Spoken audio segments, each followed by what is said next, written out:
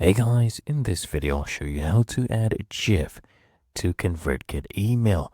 Now, the first thing I want you to do is just open up the email editor. So I'm editing this and just click on this plus icon.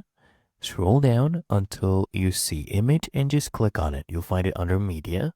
Or what you could do as well, just press enter on your keyboard, type in / and then just type in image.